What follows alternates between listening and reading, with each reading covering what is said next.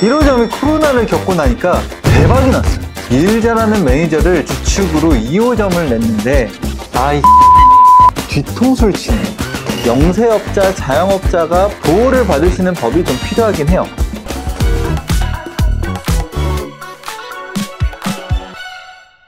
안녕하세요. 베트남 현지의 음식과 감성을 가지고 온 남자, 베트남 쌀국수 브랜드 분분을 운영하고 있는 김진한 인사드립니다.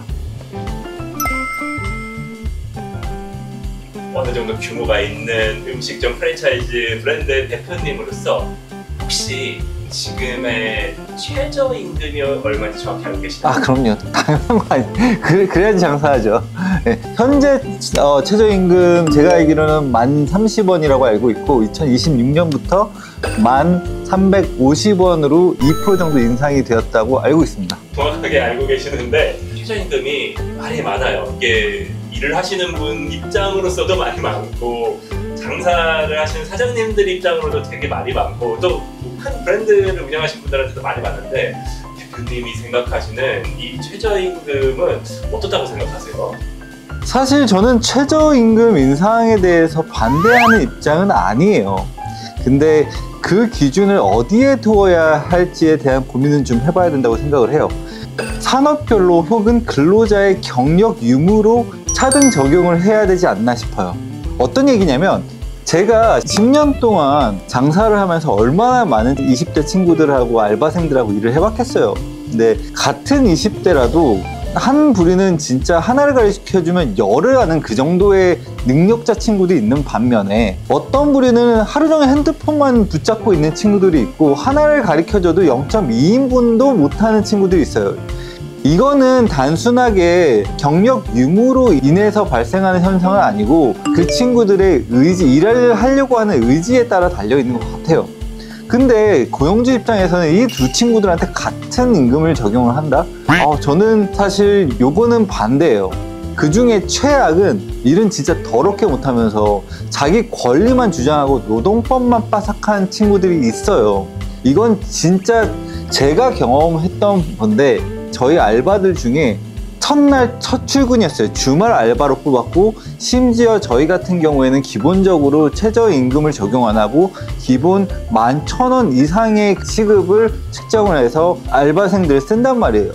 이 친구 같은 경우에는 주말에만 일하는 친구로 풀타임 하루, 일주일에 하루 일을 하는 친구였는데 난 분명히 뽑을 때 공고에도 이렇게 올렸어. 토요일날 10시간 근무 일당 11만원 그렇게 올렸는데 이 친구가 하루 일하고 월요일날 저한테 문자가 오더니 사장님 주말 수당은 없나요? 왜 안 주세요? 그러니까 이런 게 사실 그 친구는 사회 초년생이기 때문에 이런 거를 잘 모른다고 하더라도 되게 많은 학생들이 자기의 권리만 주장을 하는 경우가 허다해요. 그 외에도 사실 무단결근 혹은 무단퇴사 이런 경우가 굉장히 많은데 그런 피해는 고스란히 자영업 사장님들의 몫이에요. 반대로 알바생, 근로자들 입장에서는 조금만 불이익을 받아도 쉽게 노동청에 신고가 가능하잖아요. 우리나라 노동법은 너무 근로자 쪽 편에서만 편향되어 있다는 느낌을 많이 받아요. 우리 같은 영세업자, 자영업자가 보호를 받으시는 법이 좀 필요하긴 해요. 그러시면은 대표님도 부당한 일을 좀 당하신 에피소드들이 있을까요? 그건 당연하죠. 진짜 역대급으로 제가 뒤통수를 맞은 적이 있는데 제가 서울에서 2016년부터 4년 동안 덕수궁 정동길에서 조그맣게 장사를 하다가 2019년에 현재 본점이 있는 안양점, 안양 동편마을점으로 이전을 하게 돼요.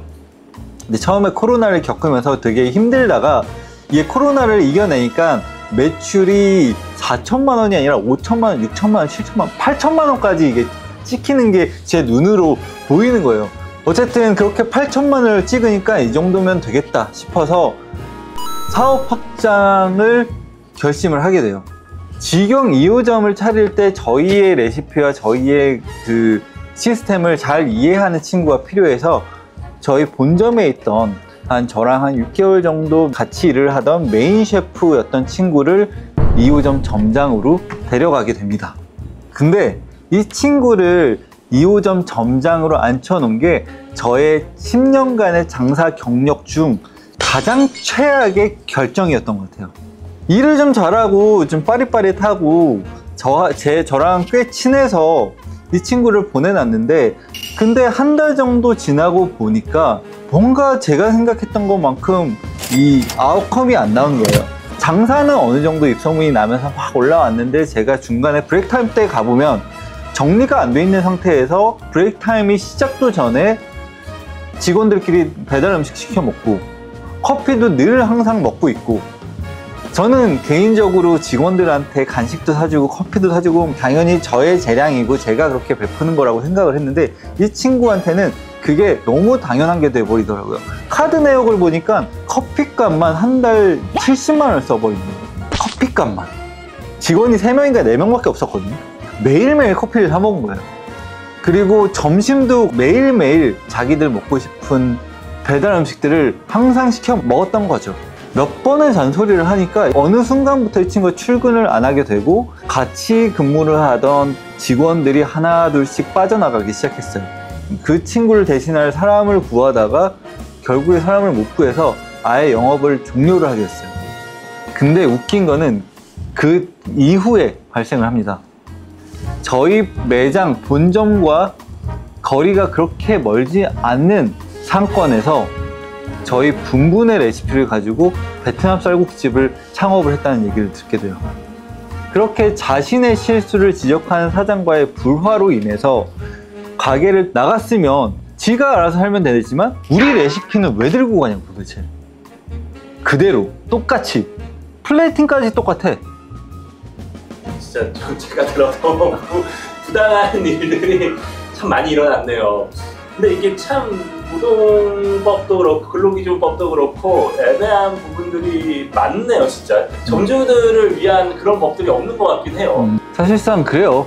근로기준법 자체가 근로자들을 우선시되는 법들이 너무 많아서 저희같이 작은 매장들을 운영하는 자영업자들을 보호를 받을 수 있는 법들의 개정이 좀 필요하다고는 봐요. 일하는 근로자들이 정당한 보상을 받는 것은 너무 당연한 일이에요.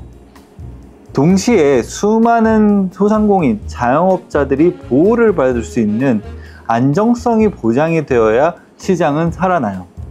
제가 정부에게 간곡하게 부탁하고자 하는 거는 급격한 최저임금 인상보다는 소상공인들 역시 배려하는 균형 있는 정책 부탁드리겠습니다.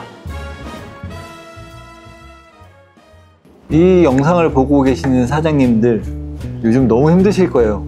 매년 인건비는 인상되고 물가 오르고 원자재값 오르고 내야 되는 돈 많고 내 수익만 계속 줄고 있어요. 이럴 때일수록 사장님들께서는 정말 정신무장 완벽하게 하시고 전략 잘 짜져서 잘 살아남는 게 답인 것 같아요.